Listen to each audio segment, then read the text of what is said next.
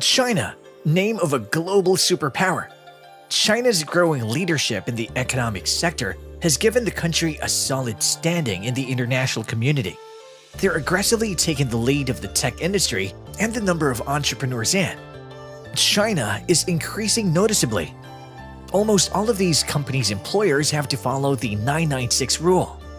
996. Have you heard of this before? Do you know about the bitter truth hiding behind these numbers? A phrase of numbers painted with the dark colors of stress, mental trauma, and depression. 996 is an unspoken rule of many Chinese workplaces, mostly the tech companies and startups. Here's what we need to know about the infamous 996. The cruel work schedule of work from 9 a.m. to 9 p.m., 6 days a week is known as 996. It has been accused of making work-life balance absurd, causing additional stress, and even making workers suicidal at some of China's leading tech companies. The 996 working hour system is something that has developed gradually over the last 10 to 15 years. The culture of working overtime has been around since China's economic reform in the late 1970s. Since China's opening up, ambitious entrepreneurs have worked tirelessly to raise the country out of poverty. The reason China's economy has grown twice as fast as the US economy over the same period. 996 came into the limelight in spring 2019. An anonymous internet user started an online protest on GitHub that 996 was threatening the health of China's tech employees. The user person claimed to be a Chinese developer and said that anyone following the 996 schedule risks their life to end up in an intensive care unit. The tagline of the protest was, "Developers' Lives Matter." It quickly became a top trending issue, with hot debates spilling over to social media sites. The developer's story resonated with tech workers around the country who shared their own experiences and frustrations. Before this online protest faded away, the 996 came back into the headlines. In December 2019, after the death of a 22-year-old employee working at Pinduoduo, an e-commerce company, the employee was seen as another victim of an extreme culture of overworking. An outrage flared on Chinese social media. It seemed her body has collapsed due to this extreme work culture and she died. After that, the dark secrets of 996 started to come into the light. Not so long ago, 996 symbolized the possibility of Chinese tech entrepreneurs. Their country had a vast market, and more, it had the engineering talent.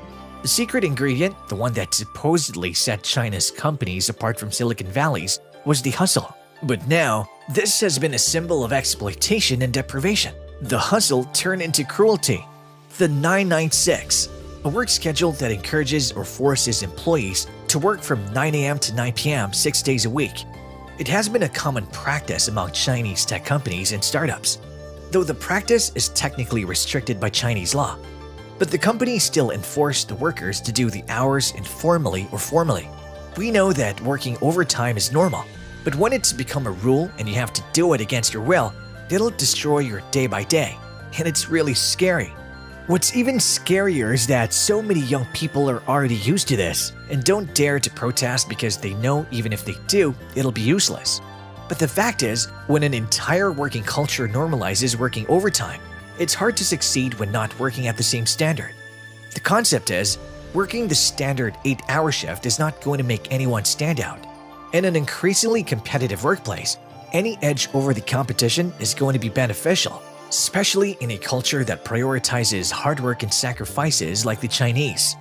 For young tech workers, this extreme work culture is causing them many mental and physical imbalances. They got burned out from excessive work and deprived of basics like sleep, sex, personal life, and many more. Research and surveys show us that this extreme culture is making workers mentally unproductive, and people are struggling to concentrate on their tasks for long.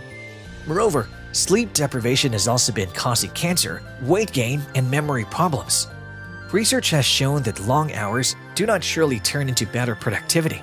A study by the American Journal of Epidemiology for CASE found that midlife workers who work up to 55 hours a week can suffer from minor short-term memory and decreased ability to recall words than those who work fewer than 41 hours. Still, many companies continue to support the 996 work culture.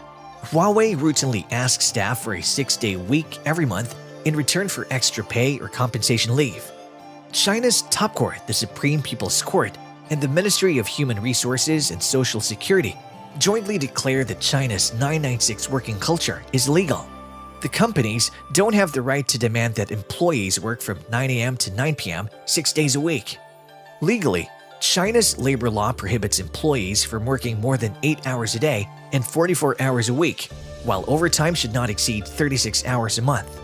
While the law demands overtime pay, but the tech industry usually insists workers in committing their time voluntarily. According to the experts, irregular law enforcement by local authorities is the main barrier to changing this overwork culture. Among many of them, smartphone maker company Vivo is one of the biggest companies to take the lead in changing the 996 work culture. They have announced their Big Small Weeks practice, where workers alternate 5- and 6-day working weeks. Globally, Nike is offering extra time off for staff following the pressure of working around COVID-19 pandemic. Surprisingly, many leading entrepreneurs and businessmen like Jack Ma and Elon Musk support this 996 idea. They believe this restless schedule of work is a blessing for the youths, and the world can be changed by this. Jack Ma said, "We do not need those who comfortably work 8 hours. If you do not do 996 when you're young, when will you?" Different people are giving different views on this topic. With great peoples like Jack Ma and Elon Musk defending this, many other tech giants like Microsoft and Vivo is working against it.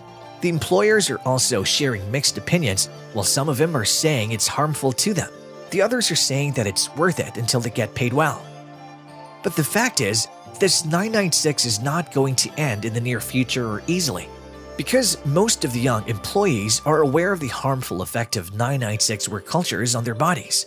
But they still continue in order to improve their economical and social status. It's like an unhealthy competition too hard and competes with their classmates to see who can earn the most and gain financial success the fastest. They are motivated by money, and they believe that if they fight hard during their youth life will get better when they're older. It's high time to think about the cause and effect when considering 996 and productivity. Are employees more productive because their managers make them spend more time at the office? Or do employees spend more time at the office because they're motivated to achieve more in a productive organization? Finally, you can't succeed by making 996 a policy and implementing it to measure how much time people are spending at work. The better way is to inspire your staff with sound leadership and motivate them by giving them challenging problems that ignite personal passions, and provide opportunities for motivated workers to go beyond what is required and give them opportunities to advance their careers. However, this 996 practice has drawn public attention many times and has also been criticized, but the practice continues. Well, that's all for today. Thanks for watching this video. If you have enjoyed this video, give it a thumbs up and let me know your thoughts in the comment box. For more exciting videos, subscribe to this channel and hit the bell icon.